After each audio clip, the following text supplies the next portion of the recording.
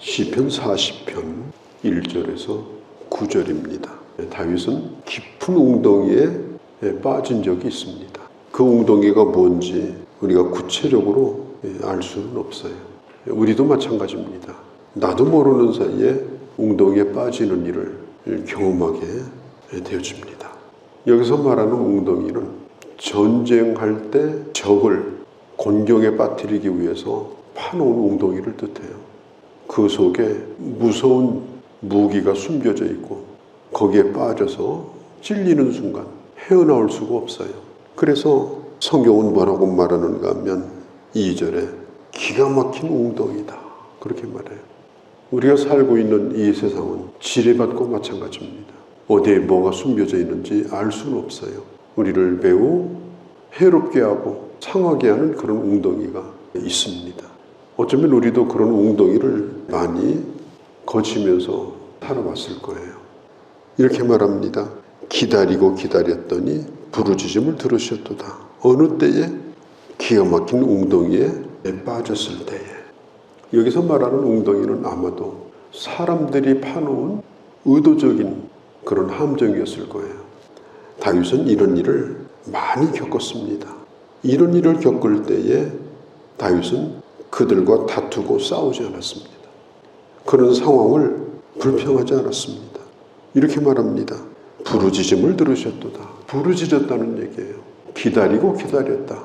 그냥 기다린 것이 아니라 부르짖음에 기다렸고 끝까지 기다렸더니 수렁에서 건져주신 겁니다. 우리가 하나님의 복을 받는 길은 기다리는 겁니다. 그것도 불평하지 않고. 농부가 씨를 뿌리고 기다리지 않고 가버리면 그건 누가 거두겠습니까? 낚시꾼이 미끼를 던져놓고 기다려야 되는데 낚싯대만 얹어놓고 어디로 가버리면 그 고기를 누가 잡겠습니까?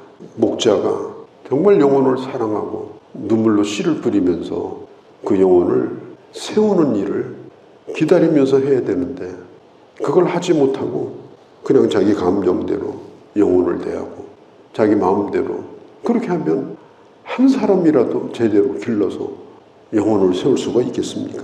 신앙은 기다리는 겁니다. 성실과 지구력의 싸움입니다. 성실하게 해야 되고 끝까지 해야 되고 기다리는 거예요. 사탄은 기다리는 걸 깨게 만들어요. 버티지 못하게 만들어요. 기다릴 이유를 제거시켜버려요. 기다려봐야 뭐하냐. 이유가 없게 만들어요. 이유가 없어지니까 절망을 해요. 그러다 보니까 결국은 나중에 낙심하게 되어집니다. 우리가 기다리는 일에 있어서 약한 사탄이 계속해서 우리를 충동할 때 하나님 앞에 구하면서 기다리고 또 기다려야 합니다. 하나님의 교회도 마찬가지입니다. 교회 부흥의 때를 기다리고 하나님께서 일하시는 것을 기다리면서 오래도록 견뎌야 되는 겁니다. 기다리고 기다렸더니 그래서 이게 반복이 되는 거예요. 한 번 기다렸는데 안 돼요. 그럼 또 기다리는 거예요. 기다리고 또 기다렸더니 아브라함이 25년을 기다렸어요. 그리고 자녀를 얻었습니다. 하나님께서 이삭을 주시기가 힘들어서 25년 동안 하나님께서 그렇게 하셨을까요? 아니에요. 아브라함은 사실 나이 70 넘어가지고 이미 다 굳어질 대로 굳어진 노인을 갈대아 우르에서 건져낸 거예요. 나이만 먹었지 초신자입니다. 25년도 짧은 거예요. 사실은 더 기다려야 되는데 워낙 나이가 많이 먹어가니까 하나님이 그냥 잘라주셔가지고 25년으로 감해주신 거예요. 그래서 아브라함이 믿음의 조상이 되도록 기다린 거예요. 믿음이 성숙하도록. 아브라함이 기다리지 않고 그냥 하나님이 한 1년 만에 아들을 주셨다. 뭐가 됐을 것 같아요? 믿음의 조상 어림도 없어요. 그는 우리가 모르는 사람이 됐을 겁니다. 그러니까 이 기다리는 건 중요하다. 요한복음 11장에 보면은 예루살렘 근교에 바로 건너편이에요. 거기에 예수님의 친구인 나사로가 있었는데 죽었습니다. 친구가 죽은 거예요. 누이들인 마르다와 마리아가 얼른 사람을 보내가지고 전달을 합니다. 그런데 요한복음 11장 6절에 보면 예수님이 멀지도 않은 데 계셨는데 꿈쩍도 하지 않고 이틀을 있던 곳에서 머물렀어요. 그러니까 유대 나라는 날씨가 덥기 때문에 이게 장례를 그날 치러요. 오래 치르지 않습니다. 그리고 장례 치르고 나서 나흘이 지났는데 그때 예수님이 오신 거예요. 이미 다 끝났어요. 가보니까 사람들이 아직도 울고 있어요. 예수님이 왜 그 시간에 갔을까요? 끝나기를 기다린 거예요. 인간의 소망이 살리시고자 주님께서 가신 겁니다. 인간의 소망이 끝났을 때 살리시고자. 그래서 살려주신 겁니다. 우리는 기도하고 또 신뢰하고 기다리면서 또 기다리고 그것이 깊은 웅덩이일지라도 절대로 절망하지 말고 거기서도 사람을 향하여 같이 독을 품고 싸우고 저주하고 그렇게 하지 말고 우리가 하나님을 향하여서 기다리고 기다리면 반드시 그 기다림은 결실을 보게 됩니다. 2절 후반에 보면 이렇게 말해요. 수렁에서 끌어올리시고 내 발을 반석 위에 두사 내 걸음을 견고하게 하셨도다. 수렁에서 끌어올리셨습니다. 내 발을 어디다가 단단한 반석 위에 세우셨습니다. 가는 길을 견고하게 하셨습니다. 어디에도 빠지지 않도록 하나님께서 건져주신 거예요. 응답해 주신 거예요. 고린도전서 10장에 보면요. 4절에 이런 말씀을 해요. 광야에 있을 때 하나님의 백성들이 다 같이 신령한 음료를 마셨는데 그것은 반석으로부터 마셨다. 그 반석은 곧 그리스도라 그랬습니다. 예수 그리스도는 우리의 반석이십니다. 그 어떤 것도 기대할 수 없는 상황에서 그 반석에서 물이 나와서 그 백성들을 먹이신 것을 사도 바울은 해석하기를 절망 가운데 물이 나오게 하는 그분이 바로 예수 그리스도다. 그 반석 위에 선자가 안전할 것이다. 3절에 이 시인은 하나님의 구원에 대하여 감사하는 노래를 부르게 됩니다. 새 노래로 곧 하나님께 올릴 찬송을 내 입에 두셨으니 많은 사람이 보고 두려워하며 하나님을 의지하리로다. 구원에 대한 찬송을 부릅니다. 자기들이 파놓은 함정에서 거기서 다윗이 죽은 줄 알았는데 하나님이 건져주셔가지고 반석 위에 서서 큰 소리로 하나님을 찬양하는 것을 들었던 사람들이 하나님을 두려워해요. 하나님이 살아계시구나. 하나님의 구원은 있구나. 하나님은 기도하는 자의 기도를 들으시는구나. 그 노래를 들을 때에 하나님의 구원의 찬송에 악한 자들이 두려워하게 되어집니다. 자, 5절을 보면요. 여호와 나의 하나님이여 주께서 행하신 기적이 많고 생각이 많습니다. 생각이 많다는 게 뭘까요? 늘 잊지 않고 생각하는 거예요. 아이를 가진 엄마가 그 아이를 얼마나 생각합니까?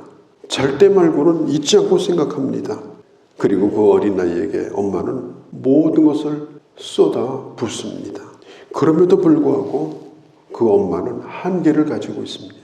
그 아이에 대해서 내가 할 수 없는 일이 많습니다. 내가 포기해야 될 일도 있습니다.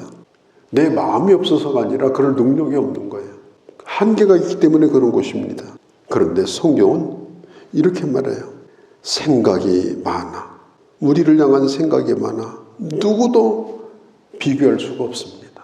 이 세상에서 가지는 생각도 참 귀한 거지만 하나님이 나를 향한 생각은 그것과는 차원이 다릅니다.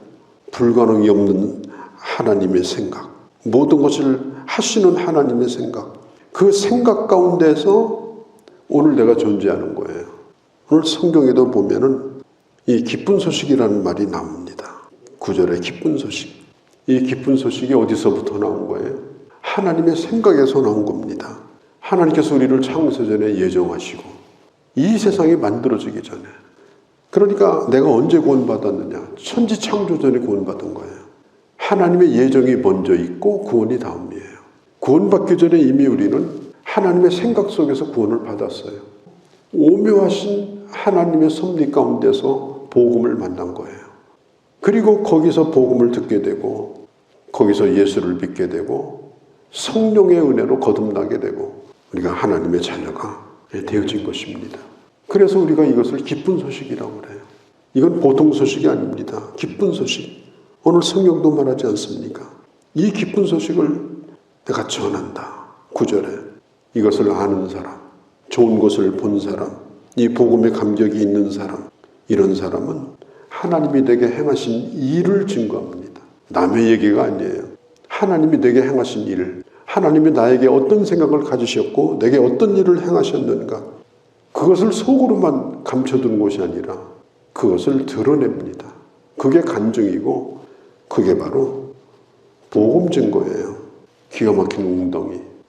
우리도 우리 스스로를 구원할 수 없는 그런 웅덩이 가운데서 하나님이 우리를 구원하셨고 하나님의 자녀로 우리를 삼아주셨습니다.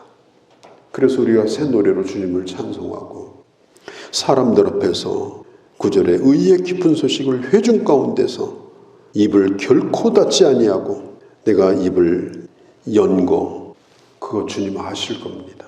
이 큰 은혜를 받고도 내가 입을 다물었다면 그것은 안 되는 일이죠. 주님이 아십니다. 오늘 이 시인이 노래를 하고 있는 것입니다. 여기 많은 구절들이 있습니다만은 우리가 그냥 지나갑니다. 17절 마지막 한 절만 봅니다. 나는 가난하고 궁핍하오나 주께서 나를 생각하시오니 주는 나의 도움이시요 나를 건지시는 이시라. 나의 하나님이여 지체하지 마소서. 나는 가난하고 궁핍합니다. 이 세상은요, 가난하고 궁핍한 자를 무시해요. 없는 자를 무시해요. 약한 자를 보호해주기보다는 밟고 일어섭니다. 그러나 하나님은 나를 생각하십니다. 하나님은 나의 도움이시고 나를 건지시는 자이십니다. 그래서 오늘 이 시인은 말하는 거예요. 하나님이 나를 구원하시오니 지체하지 마시고 나를 건져주소서. 이 시편 40편도 이렇게 끝납니다. 하나님이여 지체하지 마소서. 오늘 우리가 살면서 경험했던 깊은 웅덩이들, 혹시라도 앞으로 우리가 그런 일을 또한 겪을 때에 이 시편 40편을 우리가 꼭 잃어버리지 말고 이 시인의 기도와 같이 기도하고 또 하나님을 바라며 반석 위에 세우셔서 그 길을 튼튼하게 하시고 견고하게 하시는 이 하나님의 은혜를 누리시기를 바랍니다.